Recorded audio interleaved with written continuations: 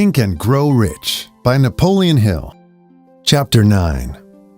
Persistence. The sustained effort necessary to induce faith. The 8th step toward riches. Persistence is an essential factor in the procedure of transmuting desire into its monetary equivalent. The basis of persistence is the power of will. Willpower and desire, when properly combined, make an irresistible pair. Men who accumulate great fortunes are generally known as cold-blooded and sometimes ruthless. Often they are misunderstood. What they have is willpower, which they mix with persistence and place back of their desires to ensure the attainment of their objectives. Henry Ford has been generally misunderstood to be ruthless and cold-blooded. This misconception grew out of Ford's habit of following through in all of his plans with persistence. The majority of people are ready to throw their aims and purposes overboard and give up at the first sign of opposition or misfortune. A few carry on despite all opposition until they attain their goal. These few are the Fords, Carnegies, Rockefellers, and Edisons. There may be no heroic connotation to the word persistence, but the quality is to the character of man what carbon is to steel. The building of a fortune, generally, involves the application of the entire 13 factors of this philosophy. These principles must be understood. They must be applied with persistence by all who accumulate money. If you are following this book with the intention of applying the knowledge it conveys, your first test as to your persistence will come when you begin to follow the 6 steps described in the 2nd chapter. Unless you are one of the 2 out of every 100 who already have a definite goal at which you are aiming and a definite plan for its attainment, you may read the instructions and then pass on with your daily routine and never comply with those instructions. The author is checking you up at this point because lack of persistence is one of the major causes of failure. Moreover, experience with thousands of people has proved that lack of persistence is a weakness common to the majority of men. It is a weakness which may be overcome by effort. The ease with which lack of persistence may be conquered will depend entirely upon the intensity of one's desire. The starting point of all achievement is desire. Keep this constantly in mind. Weak desires bring weak results, just as a small amount of fire makes a small amount of heat. If you find yourself lacking in persistence, this weakness may be remedied by building a stronger fire under your desires. Continue to read through to the end, then go back to Chapter 2, and start immediately to carry out the instructions given in connection with the 6 steps. The eagerness with which you follow these instructions will indicate clearly how much or how little you really desire to accumulate money.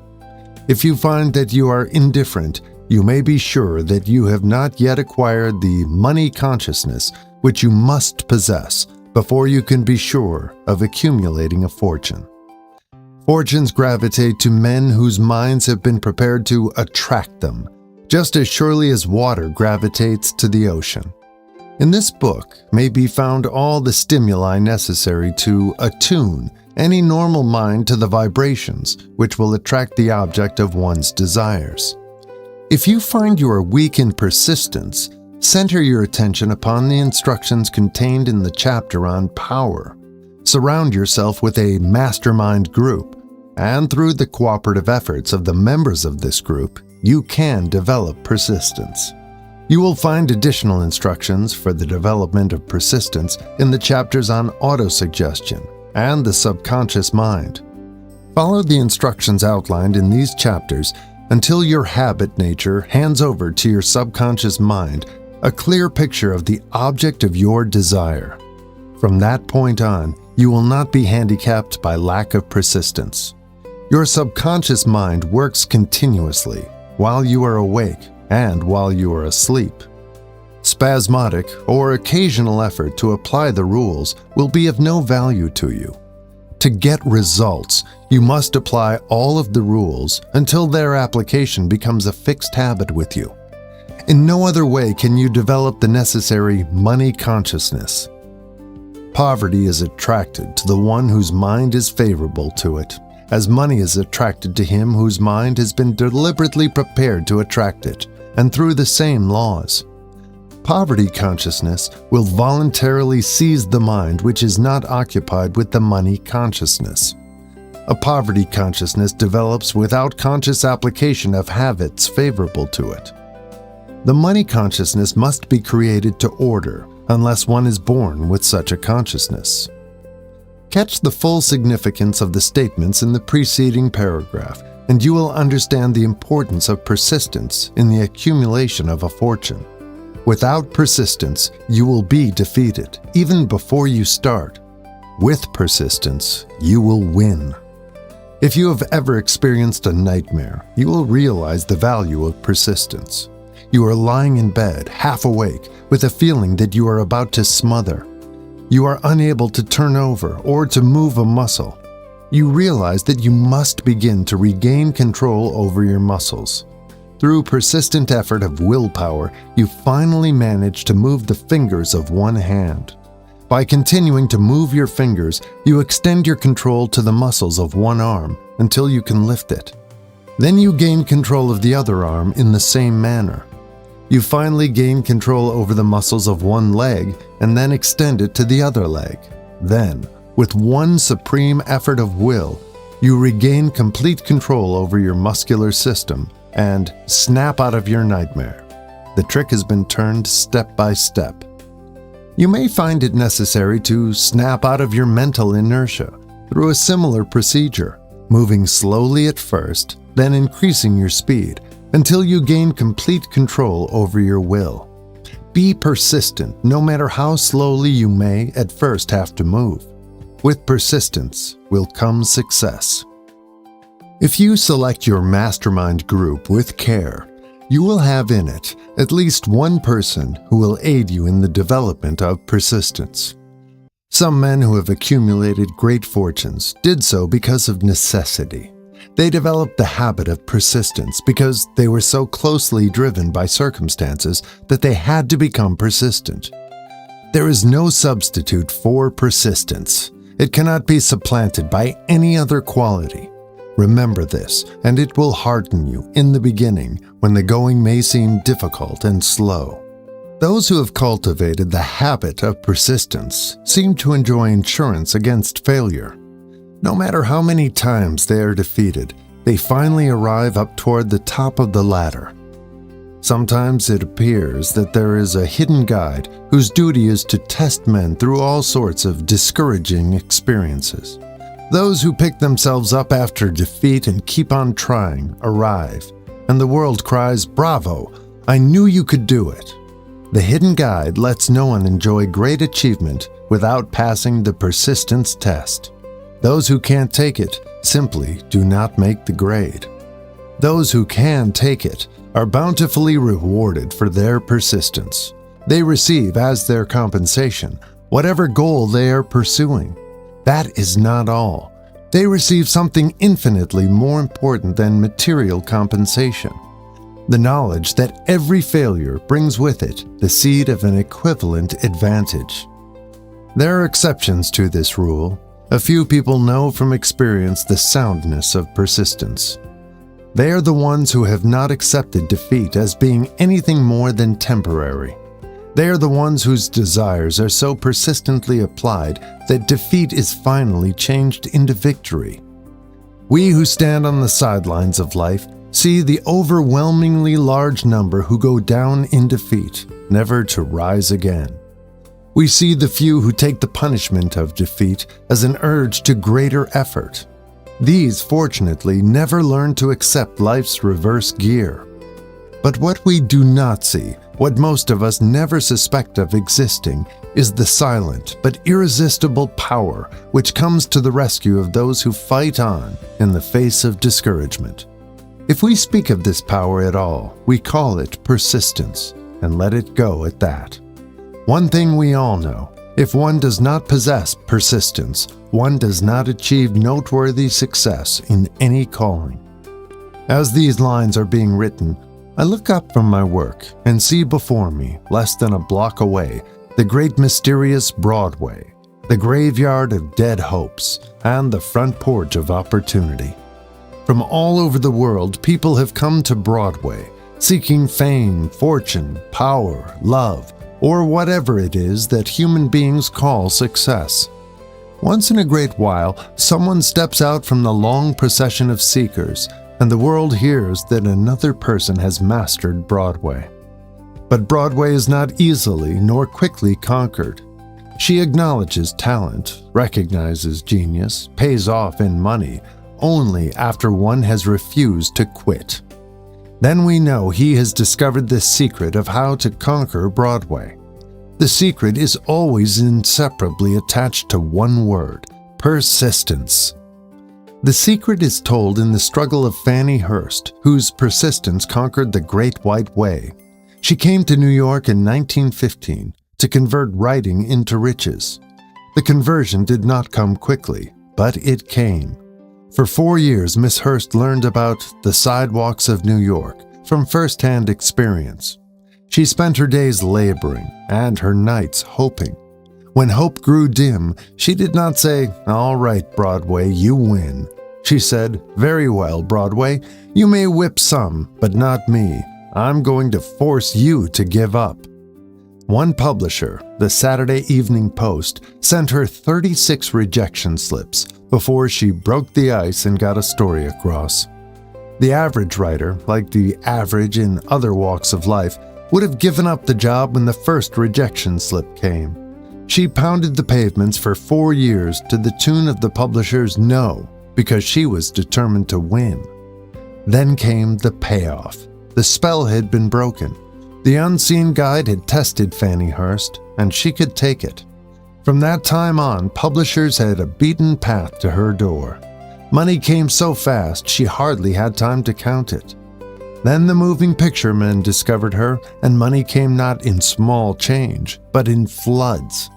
The moving picture rights to her latest novel, Great Laughter, brought $100,000, said to be the highest price ever paid for a story before publication. Her royalties from the sale of the book probably will run much more. Briefly, you have a description of what persistence is capable of achieving. Fannie Hurst is no exception. Wherever men and women accumulate great riches, you may be sure they first acquired persistence. Broadway will give any beggar a cup of coffee and a sandwich, but it demands persistence of those who go after the big stakes. Kate Smith will say amen when she reads this. For years she sang, without money and without price, before any microphone she could reach. Broadway said to her, "Come and get it, if you can take it." She did take it, until one happy day Broadway got tired and said, "Oh, what's the use? You don't know when you're whipped, so name your price and go to work in earnest." Miss Smith named her price. It was plenty, way up in figures so high that 1 week's salary is far more than most people make in a whole year. Verily, it pays to be persistent. And here is an encouraging statement which carries with it a suggestion of great significance. Thousands of singers who excel Kate Smith are walking up and down Broadway looking for a break without success. Countless others have come and gone. Many of them sang well enough, but they failed to make the grade because they lacked the courage to keep on keeping on, until Broadway became tired of turning them away. Persistence is a state of mind. Therefore, it can be cultivated. Like all states of mind, persistence is based upon definite causes, among them these. A. Definiteness of purpose. Knowing what one wants is the first and perhaps the most important step toward the development of persistence. A strong motive forces one to surmount many difficulties. B. Desire. It is comparatively easy to acquire and to maintain persistence in pursuing the object of intense desire. C. Self-reliance. Belief in one's ability to carry out a plan encourages one to follow the plan through with persistence. Self-reliance can be developed through the principle described in the chapter on autosuggestion. D.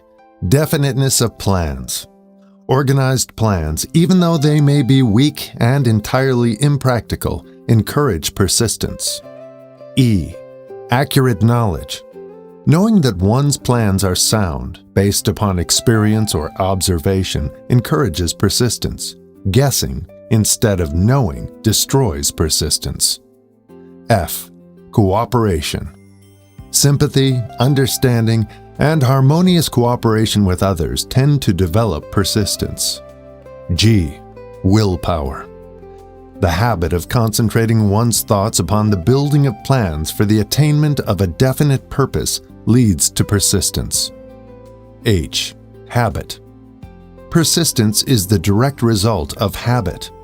The mind absorbs and becomes a part of the daily experiences upon which it feeds. Fear, the worst of all enemies, can be effectively cured by forced repetition of acts of courage. Everyone who has seen active service in war knows this. Before leaving the subject of persistence, take inventory of yourself and determine in what particular, if any, you are lacking in this essential quality. Measure yourself courageously, point by point, and see how many of the 8 factors of persistence you lack. The analysis may lead to discoveries that will give you a new grip on yourself.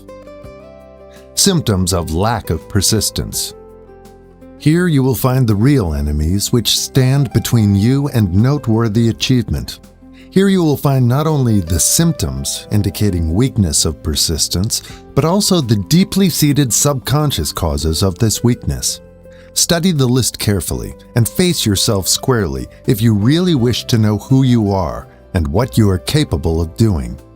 These are the weaknesses which must be mastered by all who accumulate riches. Number 1. Failure to recognize and to clearly define exactly what one wants. 2. Procrastination, with or without cause, usually backed up with a formidable array of alibis and excuses. 3. Lack of interest in acquiring specialized knowledge. 4. Indecision, the habit of passing the buck on all occasions instead of facing issues squarely, also backed by alibis. 5. The habit of relying upon alibis instead of creating definite plans for the solution of problems. 6. Self-satisfaction. There is but little remedy for this affliction and no hope for those who suffer from it. 7. Indifference. Usually reflected in one's readiness to compromise on all occasions, rather than meet opposition and fight it. 8. The habit of blaming others for one's mistakes and accepting unfavorable circumstances as being unavoidable. 9. Weakness of desire, due to neglect in the choice of motives that impel action. 10. Willingness, even eagerness, to quit at the first sign of defeat, based upon one or more of the 6 basic fears. 11.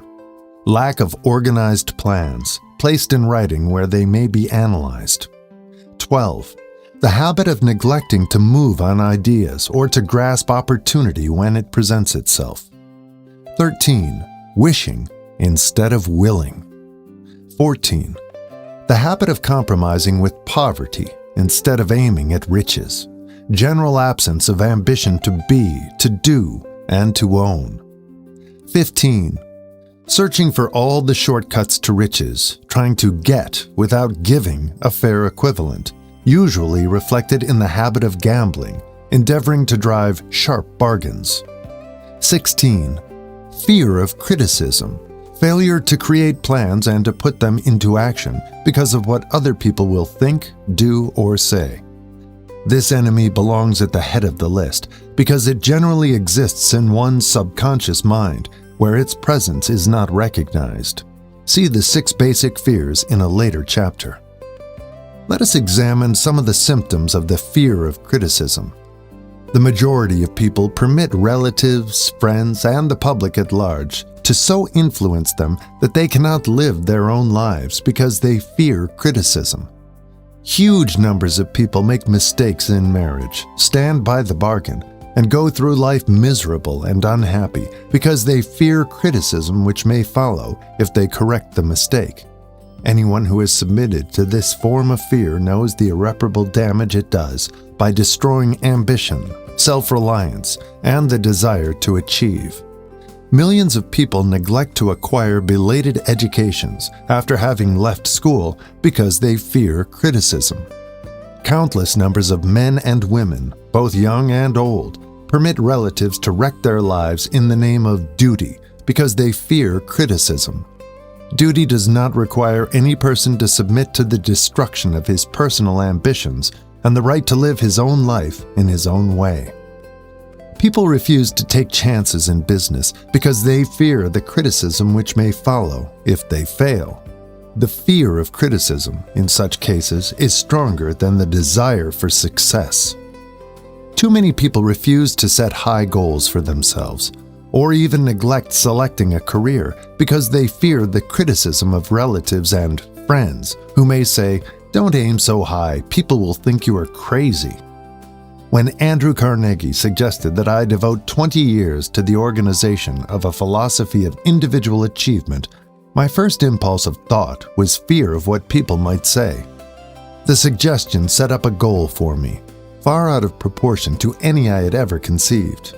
As quick as a flash, my mind began to create alibis and excuses, all of them traceable to the inherent fear of criticism. Something inside of me said, "You can't do it. The job is too big and requires too much time. What will your relatives think of you? How will you earn a living? No one has ever organized a philosophy of success. What right have you to believe you can do it? Who are you anyway, to aim so high? Remember your humble birth. What do you know about philosophy? People will think you are crazy." And they did. Why hasn't some other person done this before now? These and many other questions flashed into my mind and demanded attention. It seemed as if the whole world had suddenly turned its attention to me with the purpose of ridiculing me into giving up all desire to carry out Mr. Carnegie's suggestion. I had a fine opportunity, then and there, to kill off ambition before it gained control of me. Later in life, after having analyzed thousands of people, I discovered that most ideas are stillborn and need the breath of life injected into them through definite plans of immediate action. The time to nurse an idea is at the time of its birth. Every minute it lives gives it a better chance of surviving. The fear of criticism is at the bottom of the destruction of most ideas which never reach the planning and action stage. Many people believe that material success is the result of favorable breaks. There is an element of ground for the belief, but those depending entirely upon luck are nearly always disappointed because they overlook another important factor which must be present before one can be sure of success. It is the knowledge with which favorable breaks can be made to order. During the Depression, W.C. Fields, the comedian, lost all his money and found himself without income, without a job, and his means of earning a living, vaudeville, no longer existed. Moreover, he was past 60, when many men consider themselves old. He was so eager to stage a comeback that he offered to work without pay in a new field, movies. In addition to his other troubles, he fell and injured his neck. To many, that would have been the place to give up and quit. But Fields was persistent. He knew that if he carried on, he would get the breaks sooner or later, and he did get them, but not by chance. Marie Dressler found herself down and out, with her money gone, with no job, when she was about 60. She too went after the breaks and got them. Her persistence brought an astounding triumph late in life, long beyond the age when most men and women are done with ambition to achieve. Eddie Cantor lost his money in the 1929 stock crash, but he still had his persistence and his courage. With these, plus 2 prominent eyes, he exploited himself back into an income of $10,000 a week. Verily, if one has persistence, one can get along very well without many other qualities. The only break anyone can afford to rely upon is a self-made break. These come through the application of persistence. The starting point is definiteness of purpose. Examine the first 100 people you meet. Ask them what they want most in life, and 98 of them will not be able to tell you. If you press them for an answer, some will say security, many will say money, a few will say happiness, others will say fame and power, and still others will say social recognition, ease in living, ability to sing, dance, or write, but none of them will be able to define these terms or give the slightest indication of a plan by which they hope to attain these vaguely expressed wishes. Riches do not respond to wishes. They respond only to definite plans, backed by definite desires, through constant persistence. How to develop persistence. There are 4 simple steps which lead to the habit of persistence.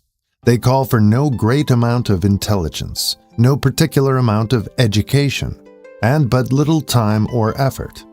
The necessary steps are: 1. A definite purpose backed by burning desire for its fulfillment. 2. A definite plan expressed in continuous action. 3. A mind closed tightly against all negative and discouraging influences, including negative suggestions of relatives, friends, and acquaintances. 4. A friendly alliance with one or more persons who will encourage one to follow through with both plan and purpose.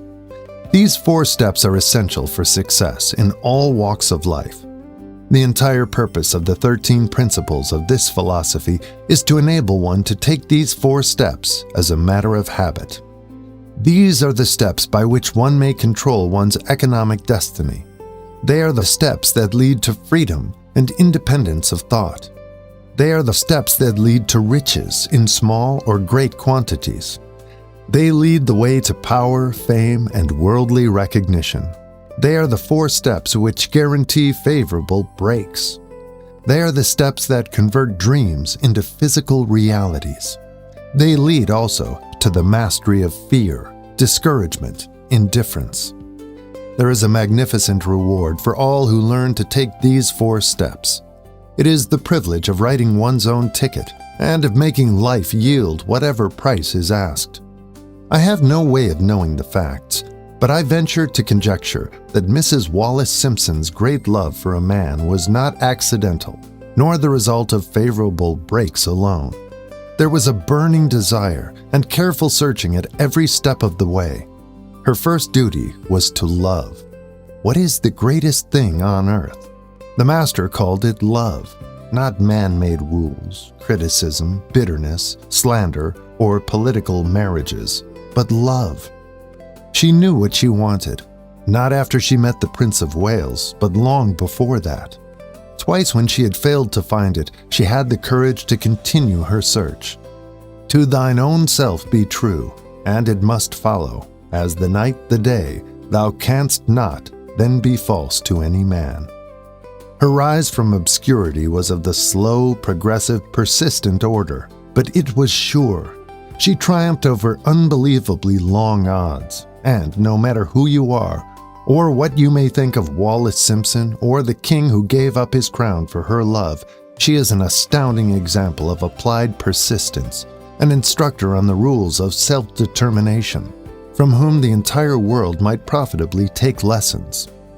When you think of Wallace Simpson, think of one who knew what she wanted and shook the greatest empire on earth to get it.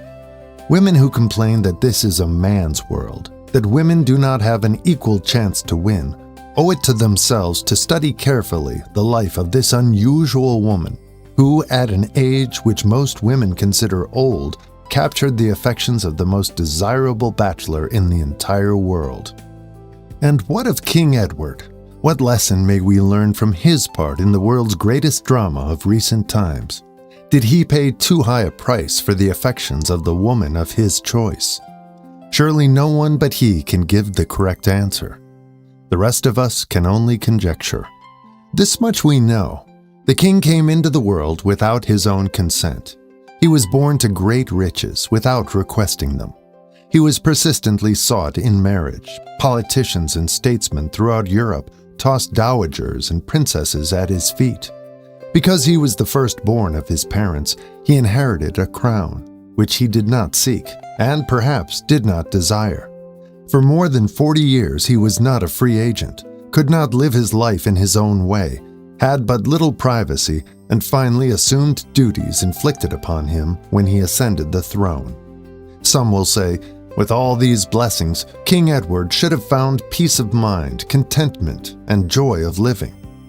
The truth is that back of all the privileges of a crown, all the money, the fame, and the power inherited by King Edward, there was an emptiness which could be filled only by love. His greatest desire was for love. Long before he met Wallace Simpson, he doubtless felt this great universal emotion tugging at the strings of his heart, beating upon the door of his soul and crying out for expression. And when he met a kindred spirit crying out for this same holy privilege of expression, he recognized it, and without fear or apology, opened his heart and bade it enter. All the scandal mongers in the world cannot destroy the beauty of this international drama, through which two people found love and had the courage to face open criticism, renounce all else to give it holy expression. King Edward's decision to give up the crown of the world's most powerful empire for the privilege of going the remainder of the way through life with the woman of his choice was a decision that required courage. The decision also had a price, but who has the right to say the price was too great? Surely not he who said, "He among you who is without sin, let him cast the first stone." As a suggestion to any evil-minded person who chooses to find fault with the Duke of Windsor because his desire was for love, and for openly declaring his love for Wallace Simpson and giving up his throne for her, let it be remembered that the open declaration was not essential.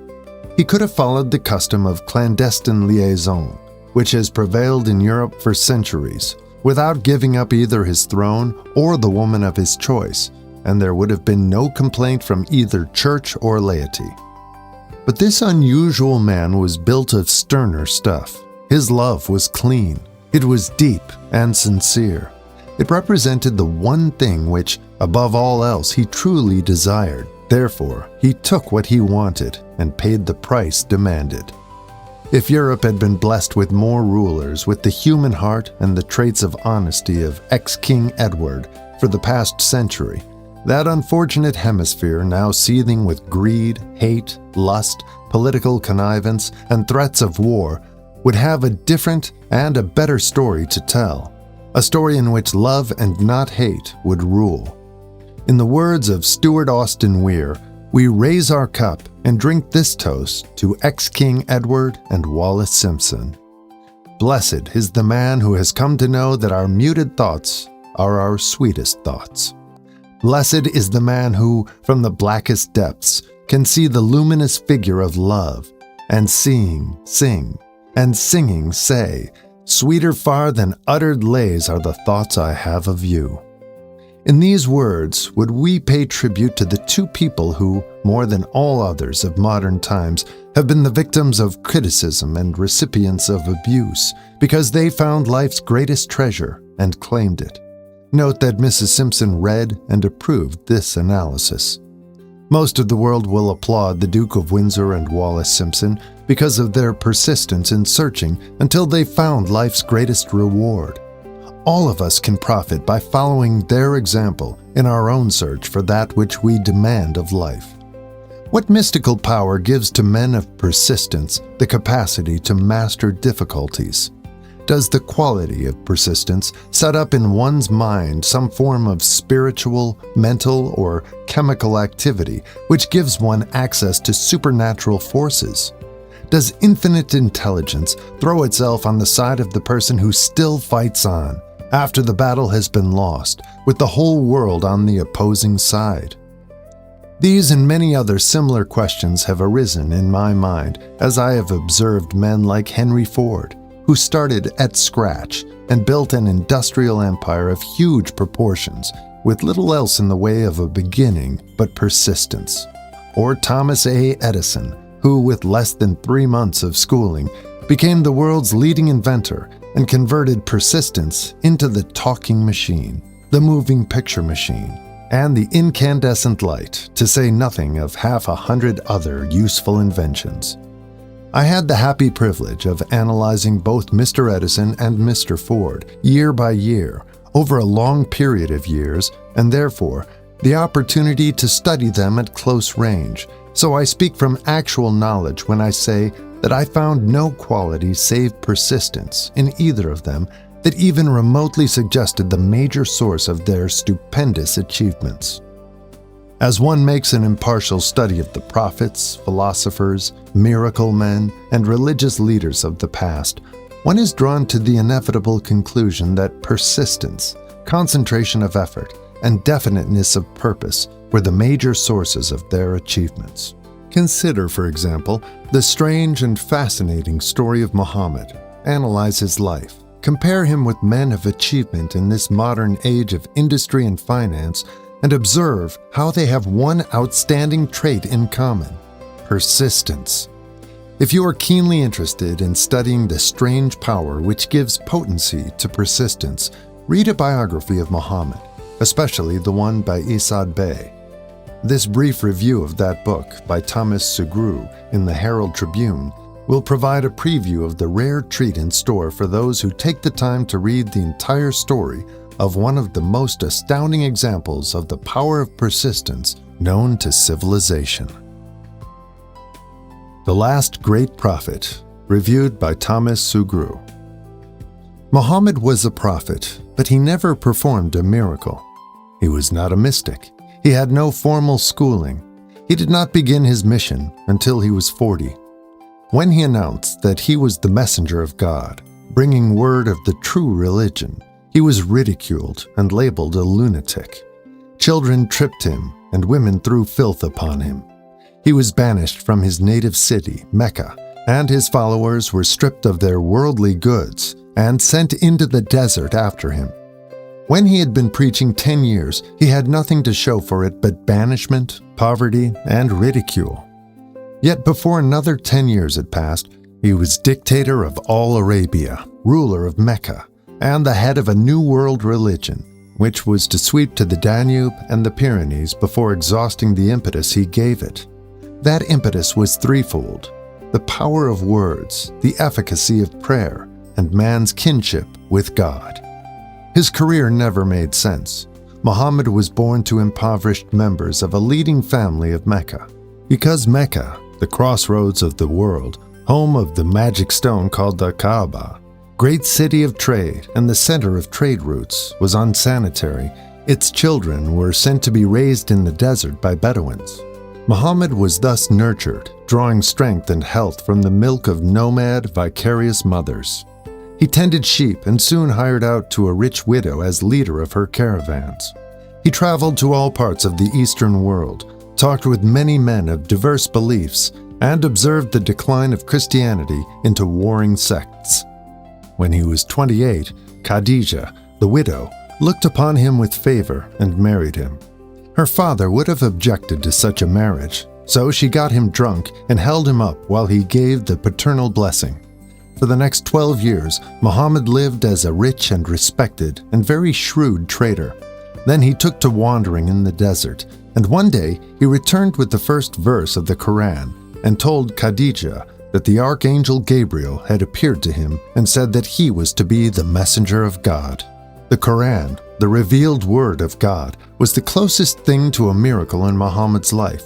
He had not been a poet, he had no gift of words, yet the verses of the Quran, as he received them and recited them to the faithful, were better than any verses which the professional poets of the tribes could produce. This, to the Arabs, was a miracle. To them, the gift of words was the greatest gift. The poet was all-powerful. In addition, the Quran said that all men were equal before God, that the world should be a democratic state, Islam. It was this political heresy, plus Muhammad's desire to destroy all the 360 idols in the courtyard of the Kaaba, which brought about his banishment. The idols brought the desert tribes to Mecca, and that meant trade. So the businessmen of Mecca, the capitalists, of which he had been one, set upon Muhammad. Then he retreated to the desert and demanded sovereignty over the world. The rise of Islam began. Out of the desert came a flame which would not be extinguished, a democratic army fighting as a unit and prepared to die without wincing. Muhammad had invited the Jews and Christians to join him, for he was not building a new religion. He was calling all who believed in one God to join in a single faith. If the Jews and Christians had accepted his invitation, Islam would have conquered the world. They didn't. They would not even accept Muhammad's innovation of humane warfare.